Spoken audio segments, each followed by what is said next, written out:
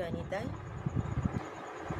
রবিবার 29শে মার্চ চৈত্র শুক্লা একাদশী ব্রত।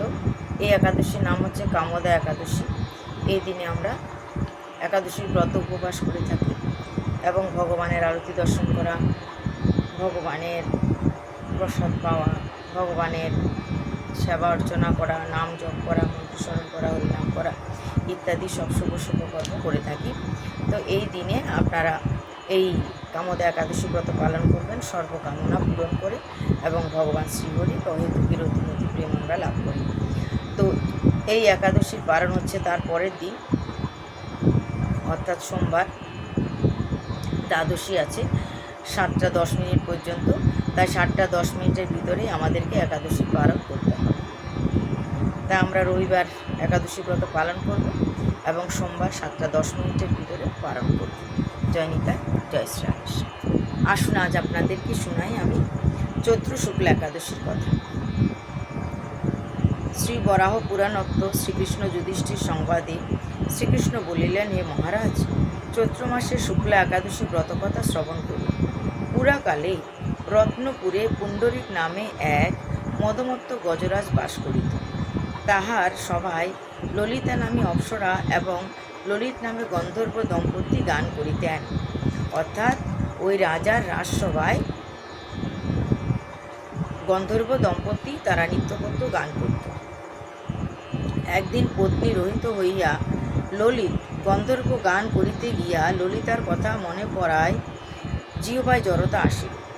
একদিন কি হলো, স্ত্রীকে বাড়িতে রেখে এসছে কোনো কারণবশত, তাই তিনি একা একা গান করছে, তাই মনে পড়ছে বারবার স্ত্রীর কথা, তাই তার বারবার তাল ভঙ্গ হচ্ছে, সুর ভঙ্গ হচ্ছে, মনে পড়ছে স্ত্রীর কথা, জিহ্বায় জড়তা এসে যাচ্ছে। নাগরাজ পুণ্ডরীক ইহা জানিয়া কামাত্ম ললিতাকে অভিশাপ দিল, অবিলম্বে তুই নরঘাতক রাক্ষস হইয়া জন্মগ্রহণ কর। সঙ্গে সঙ্গে ললিত গন্ধর্ব বিকট আকার রাক্ষস হইয়া জন্মগ্রহণ করিল। বিরক্ত হয়ে রাজা অভিশাপ দিলেন, তুই রাজকার্য ঠিকঠাক করছিস না, তাই তুই রাক্ষস হয়ে জন্মগ্রহণ কর, যেহেতু স্ত্রীর কথা চিন্তা করছিস।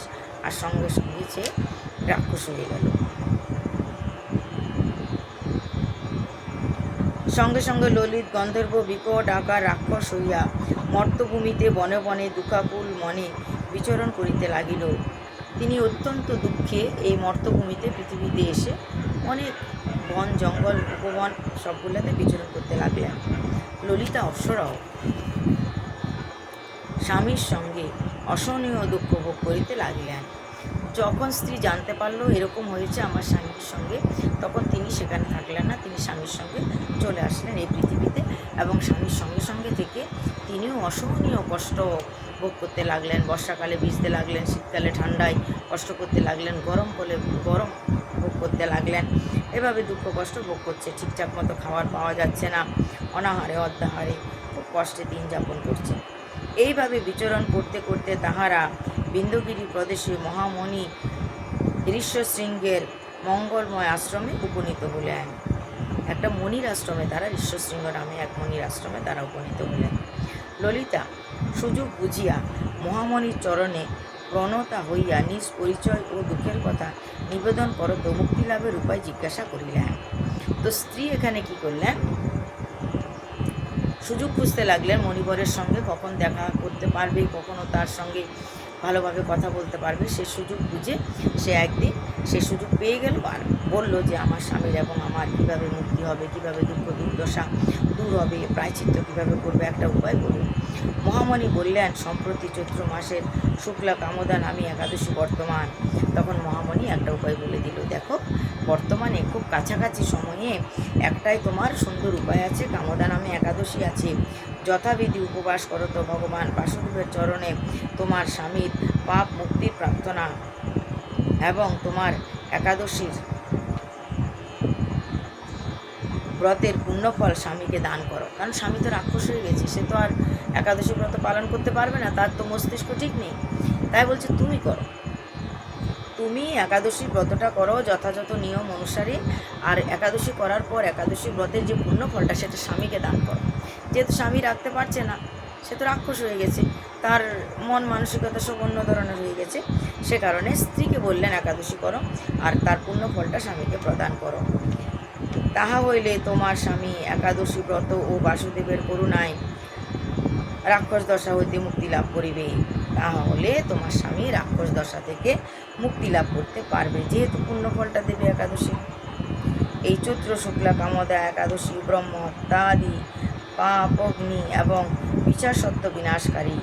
এই যে চৈত্র মাসে শুক্লপক্ষের কামদা একাদশী, এটা ব্রহ্ম হত্যা করলেও সে পাপ থেকে আমাদের মুক্তি প্রদান করে, বিচারজনী প্রাপ্ত হলেও তা থেকে আমাদের মুক্তি প্রদান করে, মহাপাপী হলেও সে পাপ থেকে আমাদের মুক্তি প্রদান করে, যেমনি এখন এই রাক্ষসের মুক্তি প্রদান করছেন।